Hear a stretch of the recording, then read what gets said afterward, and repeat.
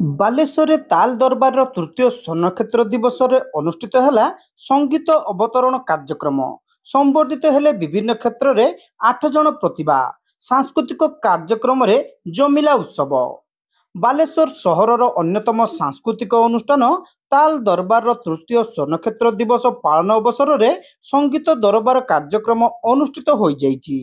ବିଶିଷ୍ଟ କବି ପ୍ରଶାନ୍ତ ଦାସ ଏଥିରେ ବରେଣ୍ୟ ଅତିଥି ଭାବେ ଯୋଗଦେଇ ସଂସ୍କୃତି ଓ ପରମ୍ପରାକୁ ରକ୍ଷା ଦିଗରେ ତାଲ ଦରବାରର ଅନୁଷ୍ଠାନର କର୍ମକର୍ତ୍ତାଙ୍କର ଉଦ୍ୟମ ବେଶ ପ୍ରଶଂସନୀୟ ବୋଲି ମତ ଦେଇଥିଲେ। कंठ संगीत दूरे आसी जंत्र संगीत परिवेशन कर अभिभावक मान जोर करताल आवश्यकता। अच्युतानंद देव गोस्वामी तबला जीवन तबला वादन से जीवन तैयारी कर वृत्तिगत जीवन में गोटे इंजीनियरिंग कॉलेज रे वृत्ति करूछंती किंतु तबला रे निज जीवन स्वप्न देखुछंती। आम खाली सहयोग कर प्रत्येक लोक सहयोग न कले किछि बचे नहीं। तार श्रम तार भावना तार समय तार उत्साह तार उत्सर्ग पाए आपण माने समस्त ईश्वर को निकट में प्रार्थना करतु सी दीर्घ दिन ये ताल दरबार को बचे रखु जातीय स्तर में अनेक जंत्र संगीत कार्यक्रम आयोजन कर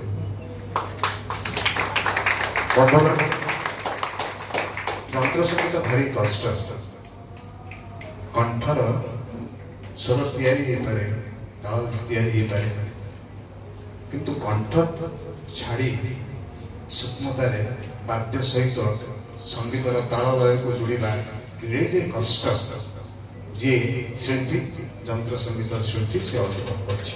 भुवनेश्वर विशिष्ट तबला वादक विद्वान कुलमणि साहू एथिरे मुख्य वक्ता भावे जोगदेई ताल और वाद्यर सम्मिश्रण रे संगीतर प्राण संचार करिपारे बोली कहिथिले।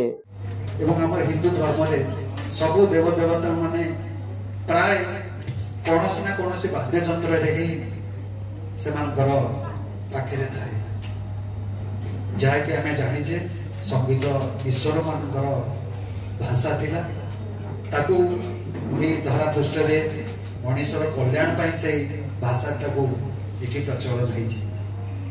आज से वैदिक संगीत ना मार्गी संगीत ना कि से देशी संगीत माध्यम चली किंतु ये जो प्राचीन आमर ये परंपरा आज को 5000 वर्ष तलर ये भारतीय संस्कृति ये संगीत को उज्जीवित करने लोकाभिमुख करने पिला पाखे ये परंपरा को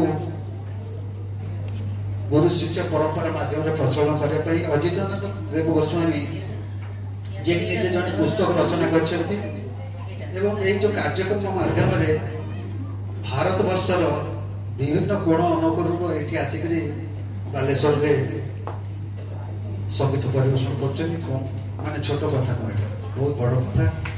अनुष्ठानर सभापति तथा हरि उद्योगर परिचालना निर्देशक संग्राम दास एही अवसर वीडियो माध्यम वार्ता प्रदान करथिले।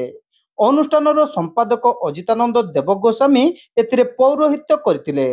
एथिरे वार्षिक विवरणी उपस्थापन सह प्रथम वर्ष तबला दरबार और द्वितीय वर्ष संगीत दरबार और आयोजित होइतिबा बेले तृतीय वर्ष रे संगीत अवतरण 2025 अनुष्ठित हेउतबा से सूचना दैतिले।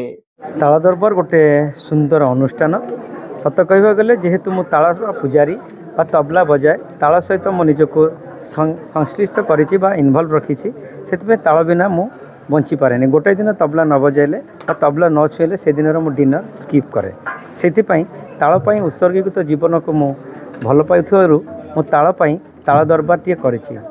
जदिओ दरबार शब्द आम ओडिया शब्द नुह तथापि ताल सहित माको जोड़ी मत भल लगे ताल दरबार रखिले भल हम यही उद्देश्य ताल दरबार को गढ़ी आ सुंदर प्रयास करुच्ची कुनी वाद्यशिल्पी ठारू आरंभ करी सीनियर वाद्यशिल्पी बा जंत्रशिल्पी मानक मुझे मो मंच को डाकुची। गत वर्ष मो कथक डेन्सर को आनी प्रथम वर्ष तबला उत्सव करी ए वर्ष मु कार्यक्रम करुच्ची संगीत आवर्तन द साइकिल ऑफ म्यूजिक जो थे कि गोटे रोटेशन रे आमे ए संगीत को आपण मान सम्मुखें करुचु। छोट छोट पिला को नहीं प्रोग्राम करुचु कम बेसी भल लगे बेसी भी भल लगे ये कार्यक्रम करने जाऊँगी। आज सब जंत्र संगीत उपर कार्यक्रम रही तालवाद्य मोहन वीणा एकक तबला वादन समूह तबलावादन एवं शेष में कलिकतारू आसीथिबा आमर गेस्ट आर्टिस्ट श्रीजुक्त मनित पालकर सरोदवादन। कार्यक्रम रे कलिकतार शरद वादक विद्वान मनित पाल को ताल दरबार कथक स्वरज्योति सम्मान 2025, श्रीनिक्स इंजीनियरिंग कॉलेज रो अध्यक्ष प्रोफेसर जसवंत कुमार महांती और सिद्धिविनायक पब्लिक स्कूल रो अध्यक्ष सुधांशु पंडा को शिक्षा ज्योति सम्मान, श्रीकांत महापात्र और भारती पंडा को सेवा ज्योति सम्मान, विशिष्ट सांबादिक अजित कुमार महांती को सांबादिक ज्योति सम्मान, संजय राउल को चित्रकला भास्कर्य ज्योति सम्मान, सचिदानंद साहू को संगीत ज्योति सम्मान रे संबर्धित करा जायतिला। पोरे ओजीएम एकाडेमी और साई नृत्य संगीत महाविद्यालय छात्र छात्री माने हिंदुस्तानी कंठ संगीत गायन करथिले। पोरे गुरु सचिदानंद साहू, गुरु बंशीधर रणा, गुरु राजेश कुमार बेहेरा, गुरु संजीव बेहेरा, गुरु प्रभाकर जेनांक सह राजकुमार बेहेरा और ओम प्रकाश गिरी प्रमुख सांस्कृतिक कार्यक्रम परिवेषण करथिले। कवियत्री शुभश्री दास कार्यक्रम संयोजना करथिबा बेले संगीतज्ञ नंदकिशोर दास शेषर समस्त को धन्यवाद देथिले। कृष्णा राणी, रणजीत, ईशान, एक्राम्य, जन्मजय, गौरव, देव्रांशु, दिव्यांशु, दीप्ति, सर्वेश्वर, रामानुज, अनिमेश, रंजन, तनुज, वैभव, प्रांशु और प्रवेश, आदर्श, देवराज प्रमुख समस्त कार्य परिचालन रे सक्रिय सहयोग करथिले।